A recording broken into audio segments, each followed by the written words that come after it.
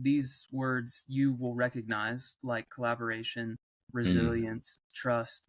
We all have a general idea and probably some experience with them, but they're actually pretty hard to explain. They're tough to kind of really, teach or cultivate, Hmm. in a group of how do we do this? And Right. what's your definition?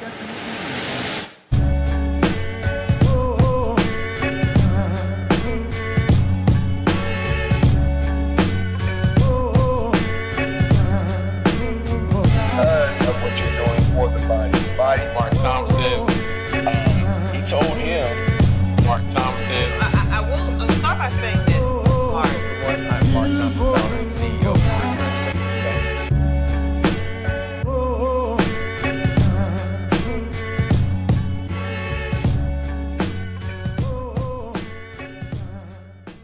Hello, my good people. We're back with another episode of Let's Dream Big, the CTA podcast. I'm your host, Mark Thompson, your interview expert, ready to expose you to someone who is very special. We always have special guests on here, but this young gentleman is a bright, shining star. Ever since I've met him, he's always had that demeanor and go-getter attitude.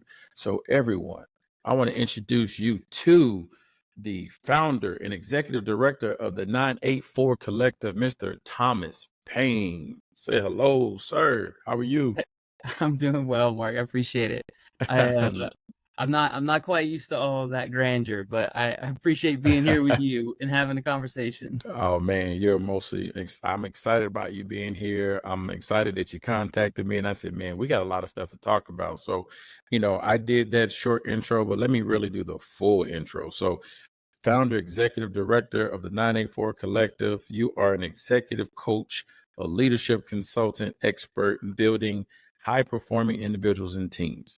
Your accomplishments: one of 700 leaders to complete it, a master's in applied positive psychology at the University of Pennsylvania.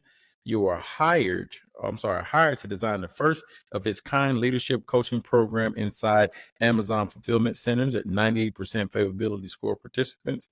Associate certified coach. So through the International Coaching Federation, over 1,000 hours of international executive coaching for leaders and teams at Cisco and Amazon since 2020, and led qualitative study of culture, employee sentiment over 3 years at Cisco.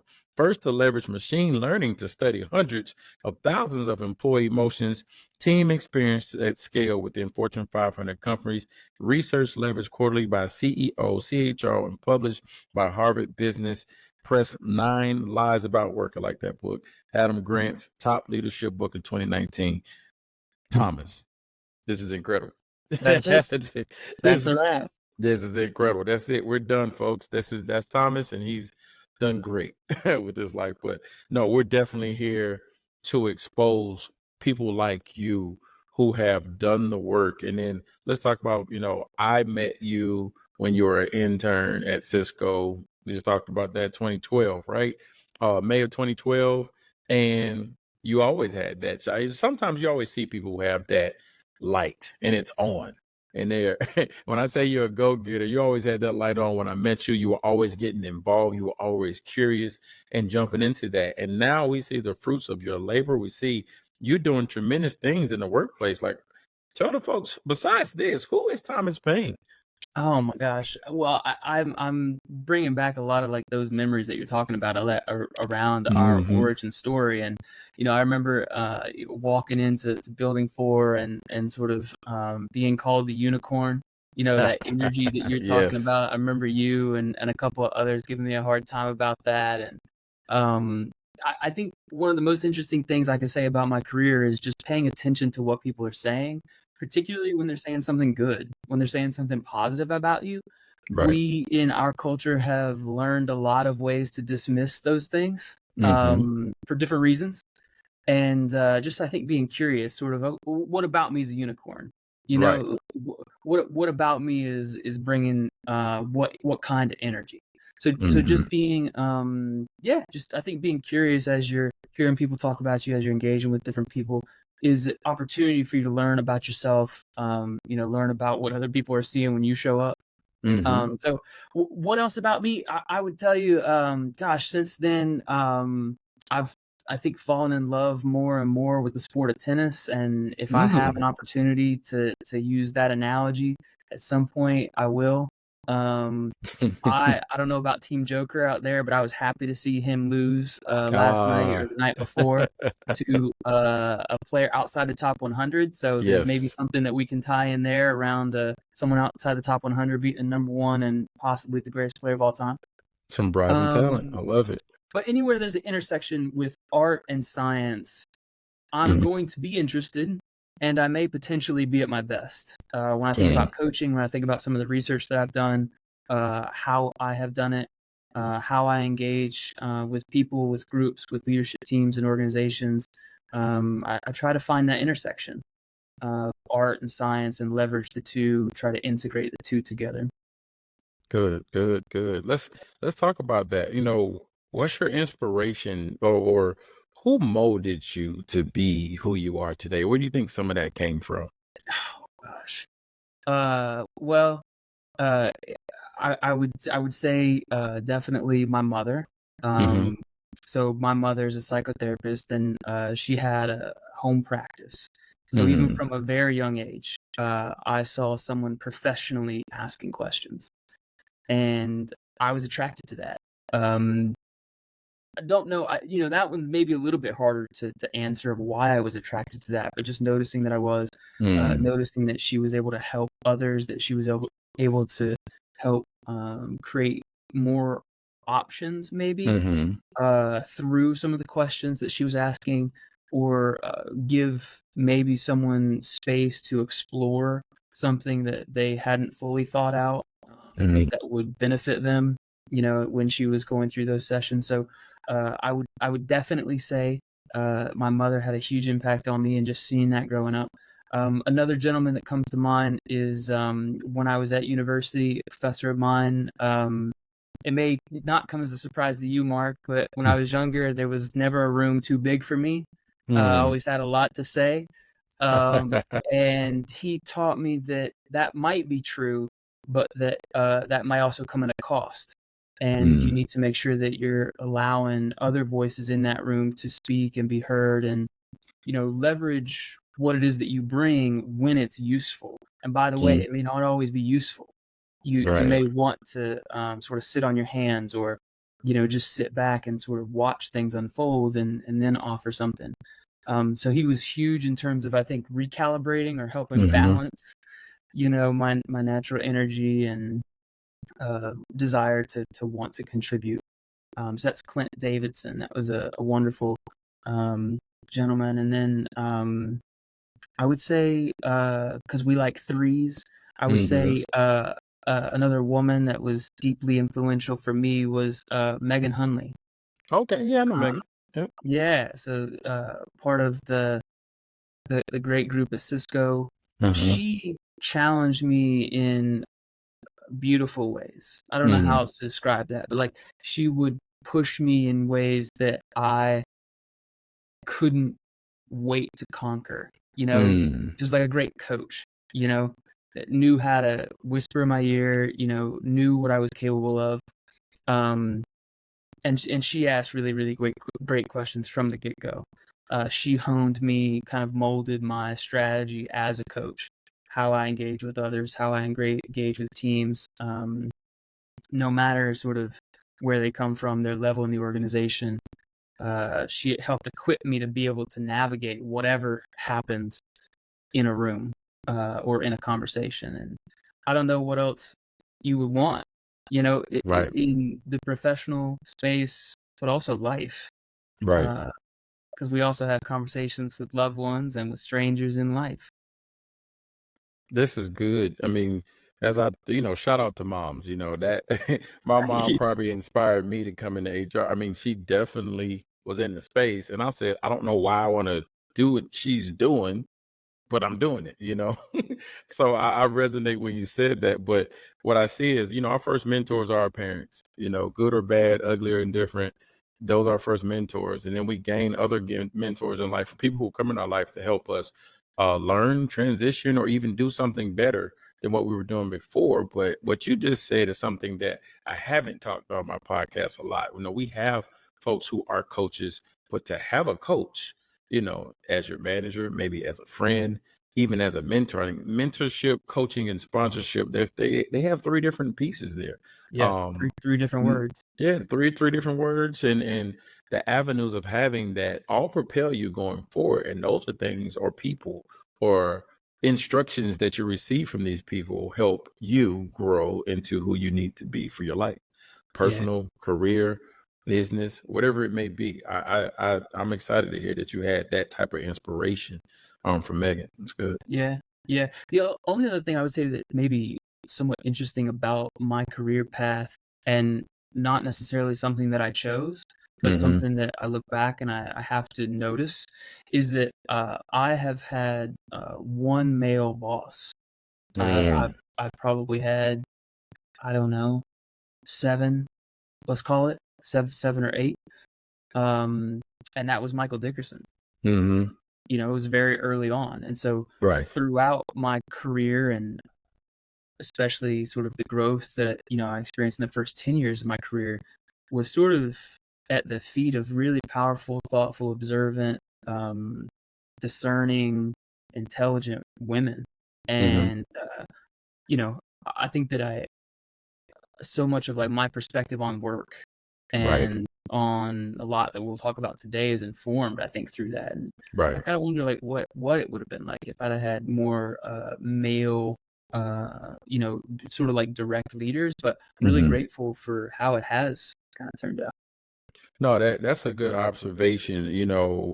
Michael, I think I'm the opposite. I've had more male leaders, and the crazy thing is, I've had more male managers and leaders under HR versus, typically, HR is a female dominated, sport, so to speak. But but now, even with my job now being in the space I am, it's mostly females, and we get stuff done. They get stuff done. Women leaders are super important in upper management, in that, that C-suite and leadership space. And it's important to see that. But all of it together, I like diversity in all areas. But yes, I agree. I mean, there's some things to think outside the box, but I would say overall, though, having a great leader, though, that's important. And I think it's important for people to understand what a great leader is, because you may not know what a great leader is unless you do your homework and you actually get some people around you that can teach you whether or not you're being served properly. And spoiler, I mean, this is a spoiler early on here in the podcast. There's as many different kinds of leaders as there are people in the world. They're similar outcomes in terms of what leaders do, but the way that they lead is choice dependent. It's day to day. Those consistent decisions that they make, their awareness of themselves, because they're a unique person. So yeah, it's part of the messiness and part of the excitement about it. But yeah, one of one. Yeah, great. That's good stuff, man. I learned from every one of my leaders, and I've applied that to my own management style. So good stuff. So today, let's go ahead and just move into it. Today's topic is applied positive psychology in the workplace. This is a part of your coaching. This is a part of your entrepreneurship, your business. Is that correct?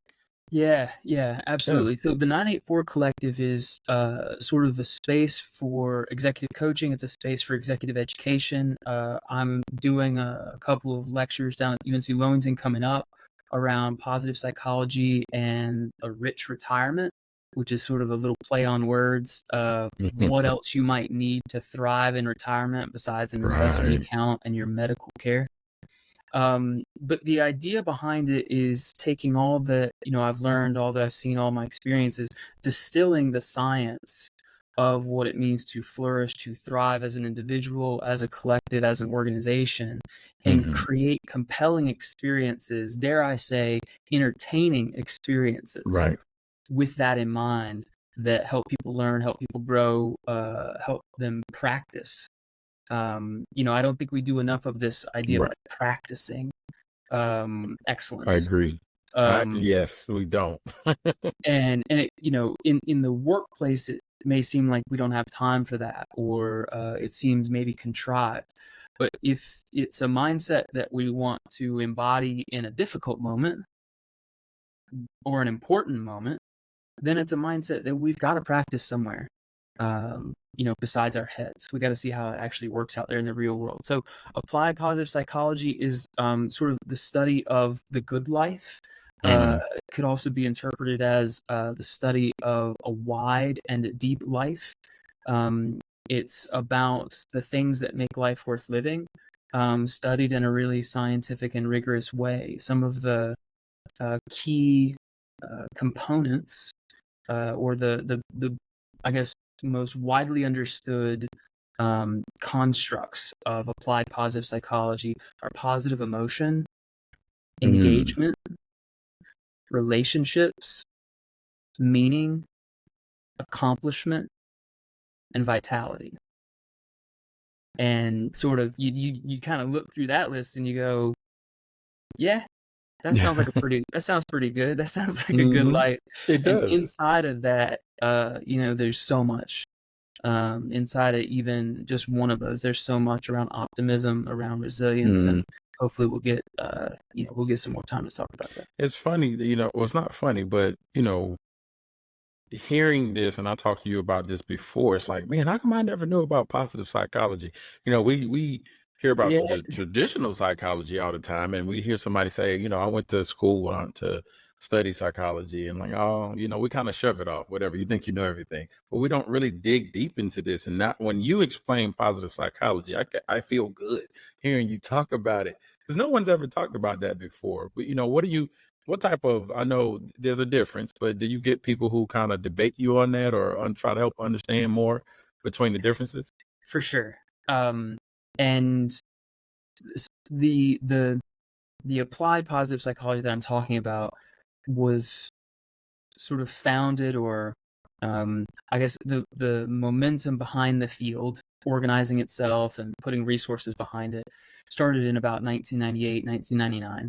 There was a whole lot of work being done around what does it mean to be in a positive relationship, or what does it mean to create and sustain a good marriage, or even, we've studied intelligence for like 100 years. I think like going back to the 1920s and 30s, but it wasn't necessarily done under kind of a cohesive umbrella of for what end, like why, why are we studying these things?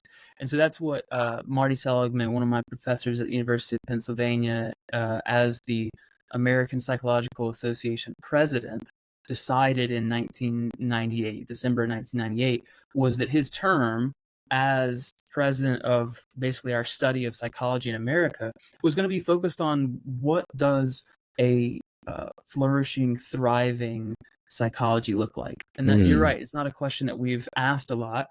The medical model is disease-based. It's around cures for dysregulation or dysfunction. And we've studied that significantly, and it's important. Like, I guess the one thing that I was hoping to get across is that positive psychology, or this exploration of what makes life great, is simply balancing what has overwhelmingly been studied, which is what happens when life goes wrong, or what creates despair, anxiety, worry, anger. And those are obviously important things. But positive psychology says, but they're not everything. They're not everything. I like that. Yes, I agree. And what we've learned in the science is that if you simply avoid those things, or even sometimes if you invert them, you don't get the good life. It's not just simply the absence of sadness. There's a neutral kind of place in there where something becomes possible. When you're not sad, you're not necessarily joyous or happy, but you have potential. Like, you kind of like think of it maybe almost like a blank canvas or something like that. And now you've got to choose. You got to make a decision about what do you think can fill that up in a positive way. You know what's crazy? I used to, take my daughter to school, and my motivation speech to her is, do you want to be happy today or do you want to be sad? She was like, happy. I said, then choose happiness. Yeah, I didn't know I yeah, was doing it. I literally was just saying, choose happiness. Why would yeah, you choose sad? You're going to be sad. You're going to go through rough patches. I told her all the time. There's going to be things that happen, but just choose happy. Just try yeah, it. yeah. And And like, it's amazing. there's so much even in that invitation. Mm-hmm. You can choose it when you see it. Mm, You can choose it when you make when you act. right. But it's like so choose happiness is sort of like this invitation of there's some of it, not all of it. There's some of Mm-hmm. it that is within our control, Right. or at least seems like it is, and that motivates us to make a change. So that's Yes. like a beautiful, just sort of 2-word invitation around applied positive psychology of choosing, of doing. Man, I didn't know nice. I was doing it. I need that brevity. I love that. Yeah, man. It's what I also think about my football days is, I coached little league football for 7 years, and all I knew was coaches used to yell at me, and they put Mm, you in a tough environment because football is tough, right? And I used to study different coaches, and baseball, little league baseball coaches to me seem to have the most encouraging outlook, because baseball has so many layers of failure that can happen, but they were always encouraging and encouraging and encouraging. Whereas in football, it's like we encourage a little bit, but we weigh on, okay, you could get injured, you could get hurt, or I need you to perform all the time. When you make a mistake, I'm going to yell at you because I want you to do it right. I want you to be consistent. And it's not the same format, but I took some of the things from baseball and figured, all right, bring back in. It's okay you didn't get it. I was always trying to reinforce some of the things I learned, because as kids, they're not, some kids aren't used to that energy of just rah, rah, rah, rah, bark. That mental yeah, toughness is not in them at an 8-year-old kid. So I had to dial back, to not be so aggressive and really promote that. And that did change my team, because now you got kids who want to come back the next year. You got kids who really start to like football, kids who want to be a part yeah, of the program, and they yeah, become to be young men with a different mindset too. So I had to yeah. look at the long picture. When you learn sort of how you can show up in a way that is affecting, resonating with your audience, whether it's a 7, 8-year-old kid or it's somebody with 7 or 8 more years experience than you do, and you're leading them, you create momentum. And I'm very, very, I think, big. If I was selling, I would be selling energy and momentum Mhm. to organizations, to people, when they're thinking about a career transformation, if they're thinking about how they can go after an opportunity inside of a business, if they're responding to maybe an adverse event inside of an organization that wasn't planned, or maybe it was. um, we need momentum and we need energy to get stuff done. And I think good coaches know sort of where to find that resource within us, within themselves. Yeah, That's good. That's good. I mean, that's a good segue, because as you talk about this, and I think, like I said, me and you have talked about this, and you said this is in the workplace, and you teach managers, leaders, executives how to cultivate that. Talk about that a little bit more, and how people can actually start thinking about this when they sure. go to work. Yeah. So one of the, I think, things that I can't let go, let's just call it Mhm. that, the things that I can't let go of, um, is finding words that we use or that start to show up that could be useful but often aren't specific enough.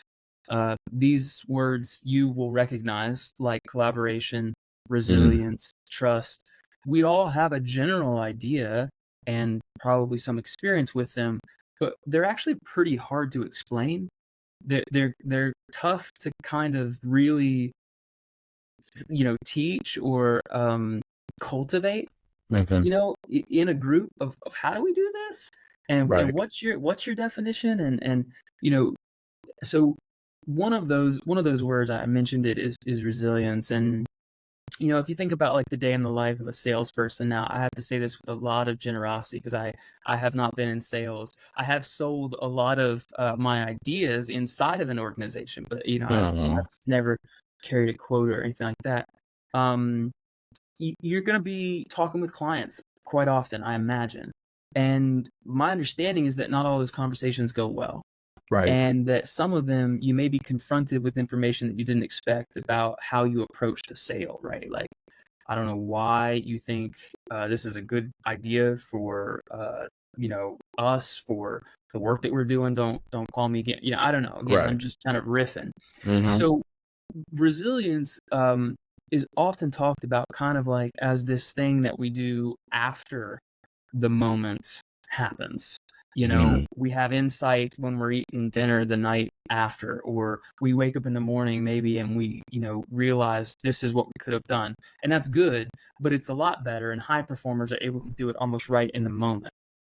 Next play. It's like that next play mentality. So, okay. So we've decided that resilience is at least as useful when you can access it right in the moment, right? When the real world is happening. So then the next question will be, what kind of resilience? Like it's kind of like saying, what kind of strategy? It's good to have one. Right. What kind of strategy? Because strategy doesn't really say much. So is it about optimism? Is it about, I got 10 other calls I got to make, and I think 4 of those are going to be stronger than that, right? I don't know. Is it about self-awareness?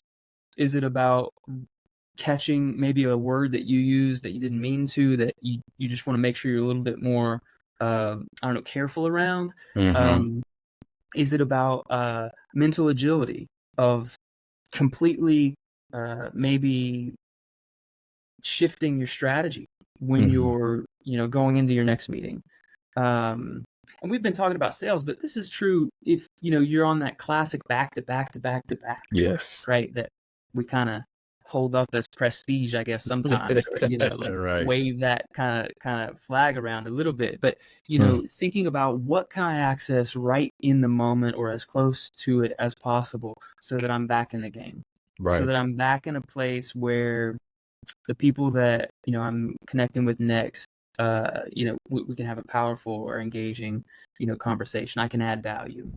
Right. So that's one example of just this word that gets thrown around. And I believe I've seen it almost entirely discussed as a mental sort of muscle that we build. Yeah. And resilience takes a lot of different flavors. You can have resilience in positive institutions.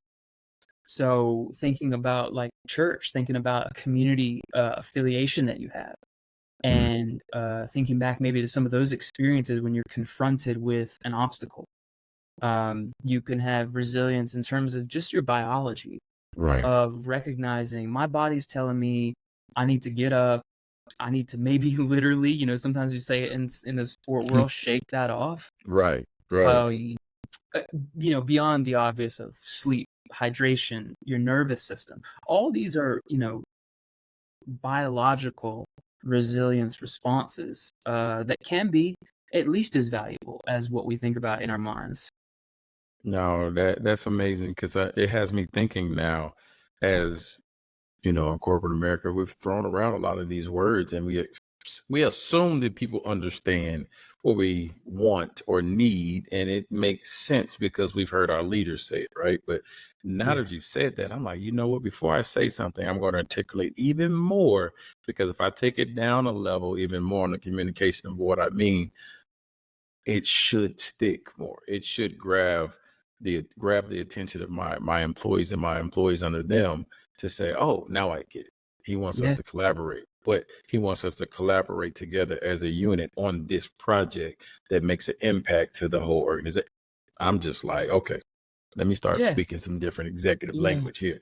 This is good, man. Yeah, absolutely. And I think with that example,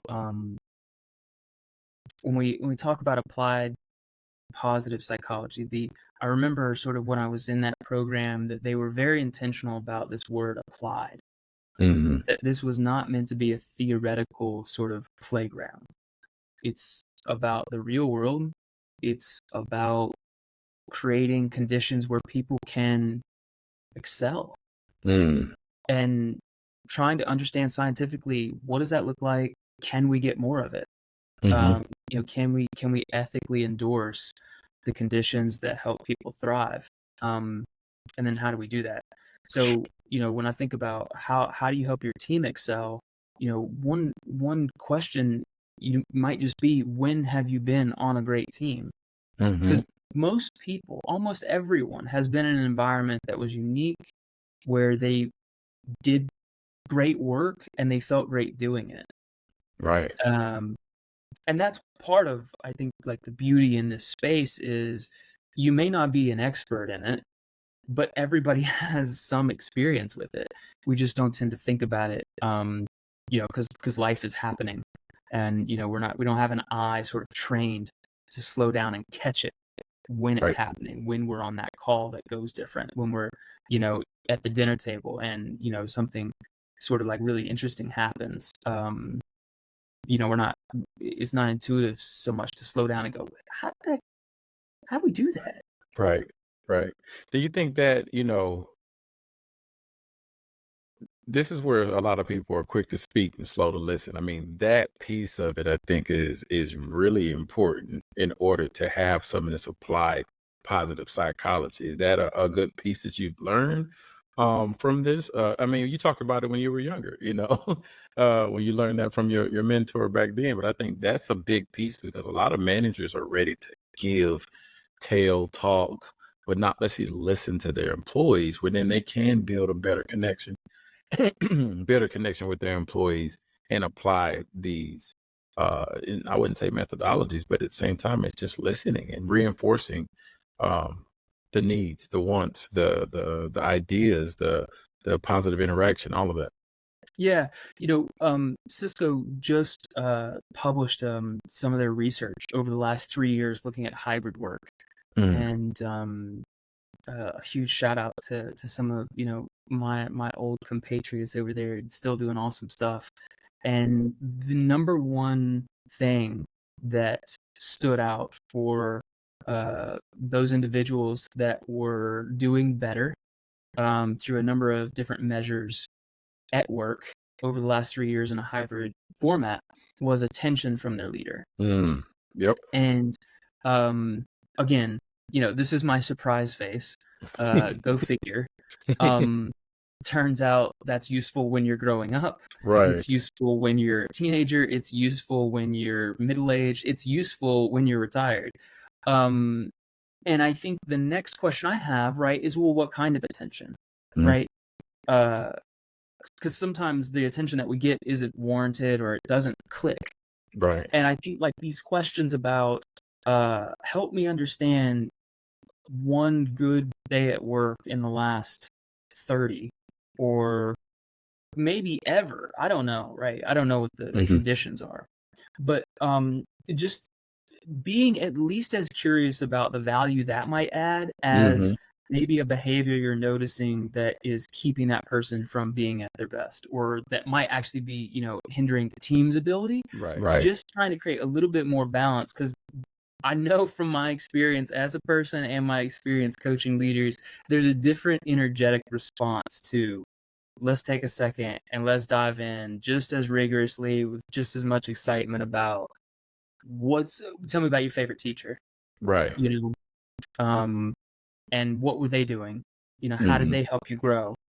And that energy is what helps get the work done, right? We can't focus, we can't be creative without that energy. Yep. That's good. The Cisco is big on mental support and mental health.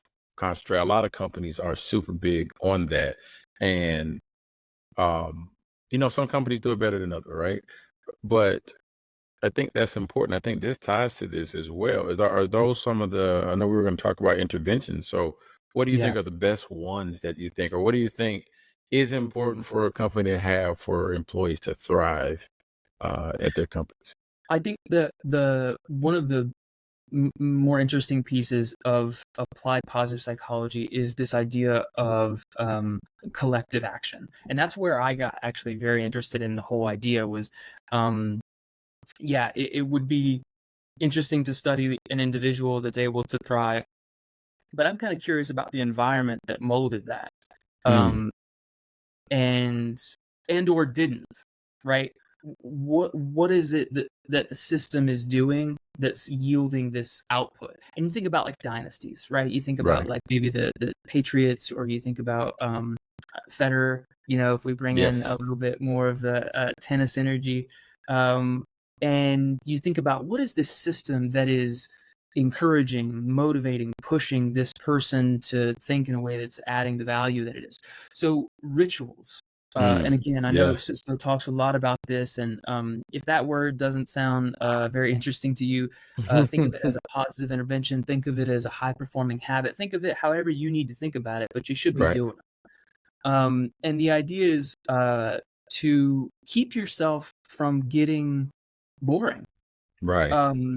Intentionally think of ways that you and your team want to be together that adds value, that doesn't suck everyone's soul away. And just give the team a challenge to think about that. One of my favorites was a team that honored or wanted to value one another, right? And this is not unusual, right? That a team would say, we really want to value teamwork and partnering. I think that was maybe the word they used, partnering. I said, how do you do that right now? And they said, well, we had this weird thing one time called pass the orange, or look for the orange. And I said, what are you talking about? Just weird, bizarre. And it was basically this idea of look for the assist. Point to the person that helped you in a non-trivial way. That's great. Really, sentimentally help that person realize what they did for you, how they helped you, the impact it had, and help them learn from it as well. So, that idea of we want to value and behave in a way that embodies partnering at a high level. We're going to do that by starting a call on Fridays, or maybe it's a call on like Thursday afternoon, and it's one to like really push you at the end of the day, to lift for the end of the day. It's not, or maybe it's on Mondays, I don't know, whatever. And, you just spend 5 minutes acknowledging one another. Like, Mark, I appreciate you, shooting me an email before the call. I'm able to contribute in a really thoughtful way when I've got just a quick FYI of what's happened since the last, and you saw the outcome. I walked in there, I was a lot more confident with client, or whatever it is, right? But just building in those little things. So that's definitely one of them. The other thing that we know is huge is having conversations about what's working well at work and what's not. So just having, again, these aren't deep kind of soul bending conversations with your leader. It's you as a leader going, how are you? What's going on? How can I help? And guess when what? They're uncomfortable for some people. So it's a good, positive, uncomfortable feeling, but people do get uncomfortable with having these conversations. Yeah. And isn't that interesting that you can, this whole, get yourself out of your comfort zone, you can do in a positive direction. That all of this crucial conversation or critical conversations, they can be, they can be joyous, but they're still difficult to navigate. So I would highly encourage that is just ask, what's one thing maybe that you did at work this week where you lost track of time, where you weren't thinking about what socks you were wearing, where you weren't thinking about kids, or you weren't thinking about the weekend. What's something that you think you do really well that you enjoy doing? in the research, and this is relatively new research, Isaac Polinsky from the University of Miami, is this concept of mattering. And when we matter, we're adding value in ways that make us feel valued. And if I could think of one thing in the last maybe 3 or 4 years that has kept coming up for me, it's I'm seeing in the market a deep need to belong, a deep need to add value and feel valued, and a desire to have that be It's not part of our recognition though, identity. right? Just the feeling, is it? Yeah, Wow. yeah. That makes sense. I hear that from my employees in our studies that come back after we do assessments. That's exactly what we hear. Yeah, exactly. I didn't mean to cut you off if you had more. Sorry. No, I just because I think it's that connecting. I sort of go back to language. I feel like this is an improvement in language.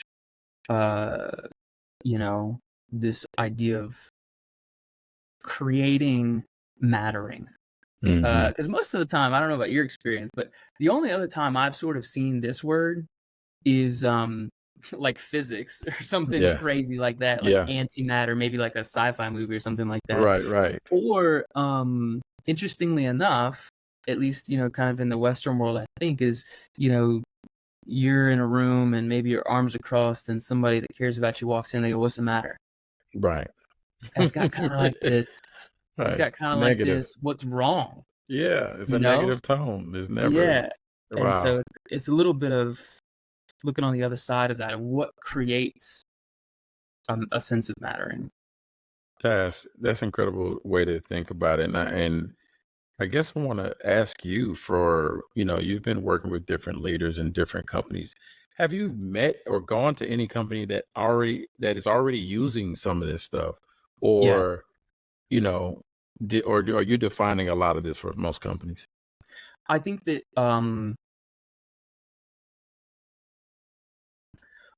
some organizations want it. They may want it in a really genuine sense. Like they don't just want it so that people work harder, longer, faster. And I think that it is even fewer companies that are putting the resources where they need to create consistency and understanding of how this actually helps in the real world. Yeah. Yeah, and the work that I do with the 984 Collective is about trying to answer that call, I think, of why are so many training and development organizations getting these resources, but our leaders are struggling to change behavior. Right. We're taking them through these courses or giving them this material that we know is connected to the outcomes that we want. And I think the huge gap is that you're learning in such a contrived environment. You're trying to learn about diversity or you're trying to learn about strengths, but the environment is so foreign from the actual environment where as a leader performance and results count. And we can't just flip that switch. So it's creating more realistic, more like I say, compelling environments that are where you can safely scrimmage is what I would say. You quickly think about a skill, you improve or hone a skill around how you engage, maybe in a performance review or something like that. I might ask you, what's the worst case scenario? What's the scenario that is quickly coming up on your calendar? And what are you afraid of? You describe that to me, and that's exactly what we're about to do.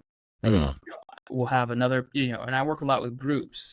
Or the systems, that are intact, that are trying to improve. And I say, who can embody this fear, this, possibility? And we just go at it, get that practice in and then reflect. And just like we do watching film or when we're, in running drills. Let me ask you this, because it can go either way. Have you ever felt that a company may be wanting to make these changes to check a box or genuinely just wanting that to improve their employees. And I think it works both ways. I can check a box, but at the same time, we do improve the employees' outlook of their job so we can increase productivity and make efficiency happen, right? But sometimes I always think people can manipulate the system sometimes. Oh, absolutely. Yeah, and I is a memory that's coming to my mind. I I'm I followed up on this, and I hope I'm not speaking out of turn when I say it. I was asked the last question at a previous employer when I was interviewing for a leadership role was roughly what are your thoughts on the state of basically D&I, DE&I, and the role was around learning and development. And I said, it is clear to me the solutions, i.e., the annual diversity training that arrives in every employee's inbox on January 7th or whenever it is not honoring the complexity of, one, the human condition or the problem at hand, the challenge at hand. And I could still feel that fiercely, like when I say that. And that, I think, is one of the reasons that, HR gets eye rolls. Right. And like you said, I can think of a lot of reasons why that would be a check the box activity. Right. I can think of a lot of reasons why, legal counterparts would want that to be a part of the employee contract. But it's not. I don't believe that it's honoring the complexity of a person in the way that that same HR organization would talk about their culture, their aspirations, or even their leader expectations. Yeah. Yeah. I agree. Yeah. So yeah, I mean, it's a we can go into that. That's a whole nother podcast, right? I've had one of my DEI global DEI leaders come on and talk about that stuff, and we talk about it all the time. And it's a tough subject. It's a new subject in this world that I think everybody's waiting for the full answer what it's going to look like in the future, because it's really important. It's not for a particular color or race. It is for everybody, and people don't understand that. You said it best. It is for the humanity.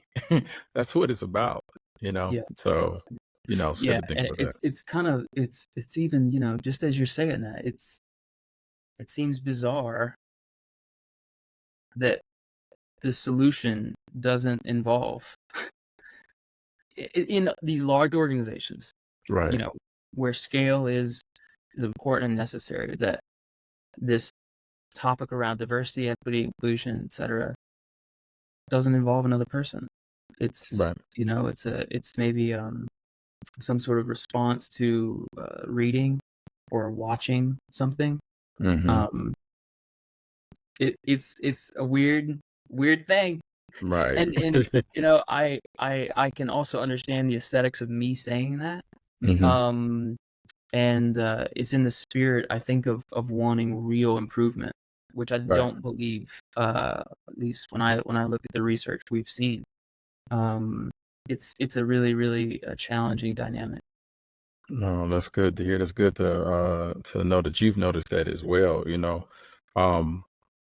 Let me jump back, before we get out of here. I know, what can companies expect? It's the only question I'm reading. Everything else are, what kinds of outcomes can companies expect from positive psychology initiatives? Sure. So I'm gonna give you a kick that I've been on recently, and something that I'm really excited about.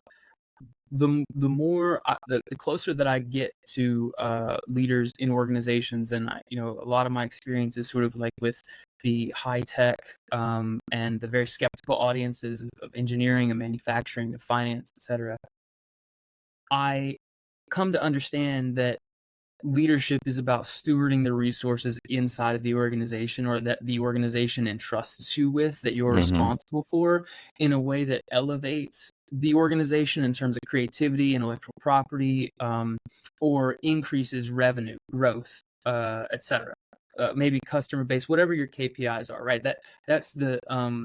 That is what your remit is as a leader. Right. And so if we agree that's true, then I would say that a leader is also responsible for stewarding the energy on their team. And that goes two ways. That's the energy that is sort of zapped, that is depleted when you are creating a system as a leader. And some of this is out of your control. I will give you that. And some of this is within your control. And I also give you that. I give you that challenge as well. Is figuring out, how do I come to understand intimately who Mark Thompson is, when he's at his best, and how do I get him there 5% more of the time? He's never going to be in a sandbox playing with puppies, right? We got work to do here, and we got to do it in a roughly a certain time frame and in a certain way, but there's a whole lot of creativity as well inside of that sandbox. So positive psychology can help leaders understand how to steward their resources better when it comes to, how do I help Mark get back on his feet? How do I help him bounce back? How do I help him navigate through? How do I help him maybe avoid some situations that I know are going to derail him? And I only do that creating high quality connection, creating that relationship, creating, asking those questions about Mark, about maybe his past positive experiences, about experiences of like real joy, real accomplishment, asking questions like, tell me about the proudest moment that you've had outside of work, and just understanding, what does that look like? How do I get more of that version of Mark? Whether you were, at university playing football, or you were coaching it on the weekends, there's something there that you intuitively do that again adds value wherever you are, right? If you're a coach or if you're a teammate, there's something that you do that adds value. And when you're doing that thing, it also makes you feel valued. That's effortless effort. Wow. And there's this big movement around sustainable reuse, recycle. And we talk about buildings, we talk about structures, we talk about processes. I think the same kind of rigor and seriousness needs to be had around the process and the effect that energy has on the work that people are doing. Yeah, I agree. This is I'm definitely enlightened, because I'm already thinking about, wow, I can see and feel just by conversation on how I can have better conversations with my own employees, and the energy that gets zapped out of them day to day with the work that they do. Again, we can't help that part, but there's the other piece that we can help. There's pieces that we can charge them up. It's just, we keep using sports, but yeah, there's a coach there that's motivating them to go in there. There's always a halftime speech, right? But then there's also incentives that go along with it. There are side conversations. There are heart to hearts. There are, meals or things that are shared to kind of bring things together that create that. So, and that's what leaders need to think about. So, this is good, man. This is good, because I think if anybody, I have a lot of folks in my courses that are managers. I have a lot of folks that, want to understand what managers need to think and maybe can articulate better from that space as well. But as leaders who want to mature, who want to grow, to want to kind of build that best show team, this was good. This was good to have that understanding. Yeah, man.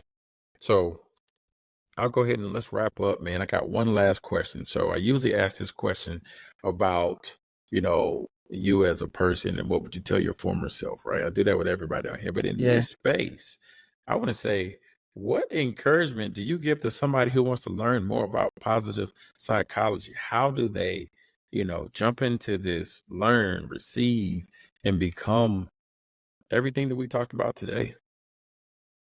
I would say, think about what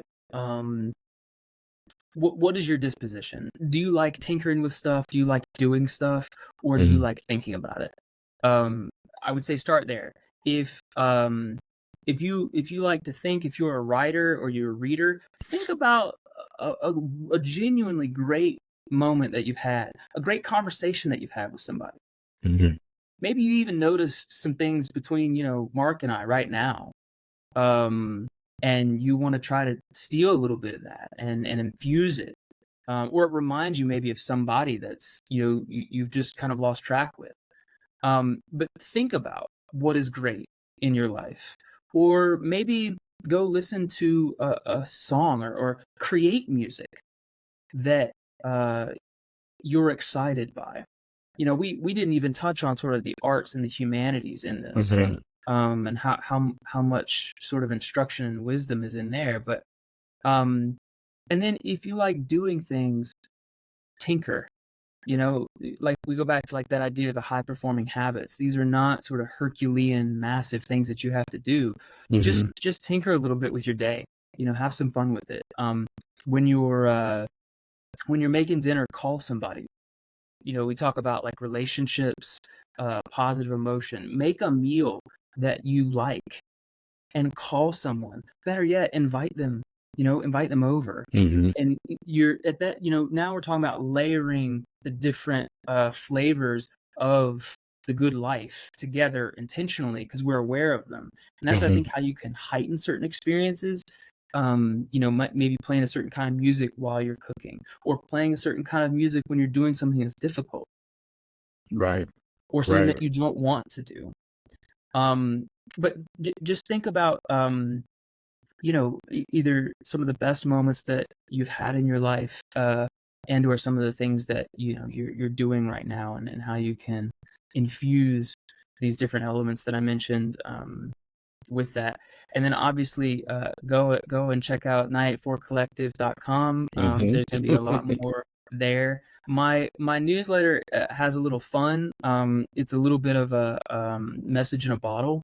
Mhm. There's a little bit of like kind of an ocean origin to the 984 Collective, and so we do a message in a bottle instead of a weekly email. But each one of those will have in it sort of a nudge, a Mhm. unique nudge, like some of the stuff I've shared here. The University of Pennsylvania has one of the only, I believe now it might be the only master's program in applied positive psychology. Mhm. And there's just mountains of fantastic resources on their website. Check that out. Well, that's awesome, man. Because there's if there's not a lot of people in it, that means there's some money to be made in this area. And you're Absolutely. Hey, pioneering it. check out the Career Transformation Academy. I mean, Hey. it's the skills, the practice. We talked about practice. It's theirs too. It's there. It's happening there.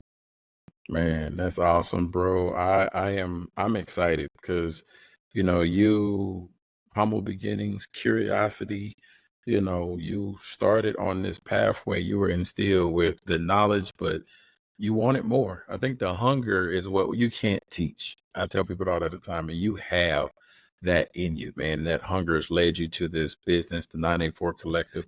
How can people contact you, man? I mean, they go through 984 Collective. What if they want to reach out to you on LinkedIn? Can they do that? Absolutely. That's good. Thomas Payne on LinkedIn. I'll be there. If you want to just shoot me an email directly, it's just better@984collective.com. Give Mark a hard time. He knows where to find me. I Yeah. would love that if you did that on the way. But absolutely. Oh, that's good. That's good. We got to do a part two, man, because even after I was sitting here taking notes and we've been talking, there is more to this. Like you said, there's probably 4 or 5 chapters, and Absolutely. we definitely Yeah, scraped the I'm surface. sitting on my hands right now thinking of, I can't believe I didn't get that in there. Let's Ah. save it for next time. No, it's all good, man. We'll definitely do this again. And definitely when people having more exposure to being able to see what you're doing and your newsletters and things that are out there, that is great. The information is going to be there for people to learn. And I think that's the important piece of hearing the information and then doing some research on their own. I think some people receive it better that way too.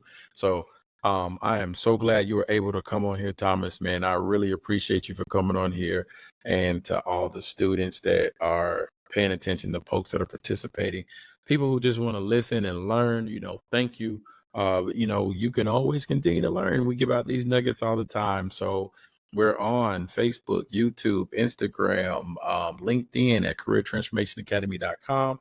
We're also on TikTok at The Blueprint by CTA.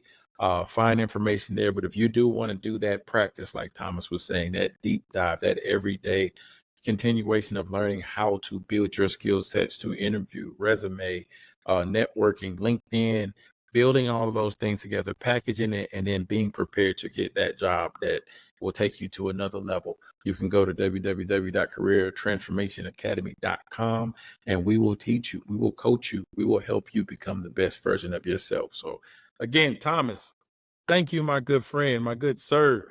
Yo, this was good. But yeah, we got to do this again. We got to do this again. I think you just taught me something today. I learned a lot. So Fantastic.